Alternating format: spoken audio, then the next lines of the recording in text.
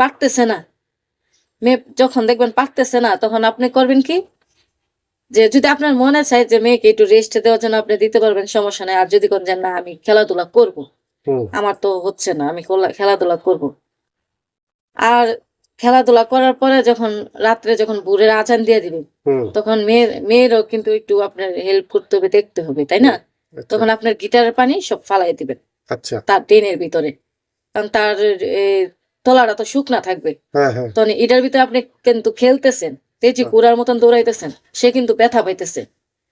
পানি তো সব বাইরে গেছে। হ্যাঁ, পানি তো সব বাইরে শুকায় গেছে, বুঝছেন না? এখন তারই মেজান নাই। না, এখন তার ইমেজান নাই।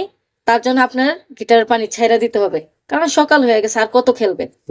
গিটারের পানি ছাইরা দিবেন।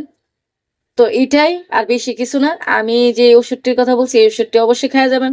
আর হচ্ছিল দর্শক ভাইরা, এই বিবাহিত নারীদেরকে হারাইতে হইলে আমি যে পদ্ধতিগুলা দিছি, এই পদ্ধতিগুলো আপনারা অবশ্যই মনে করে খায়া যাবেন। খায়া গেলে যে কোনো মেয়েরে হারাইতে পারবেন আপনারা। আচ্ছা, ঠিক আছে? যে কোনো মেয়েরে হারাইতে পারবেন, একবারে নিশ্চিন্তাতে থাকবেন, যে কোনো মেয়েরে হারাইতে পারবেন। কিন্তু গিটারের পানি এক ফুটা বের হবে না, গিটার আপনার সারা রাত চালাইতে পারবেন।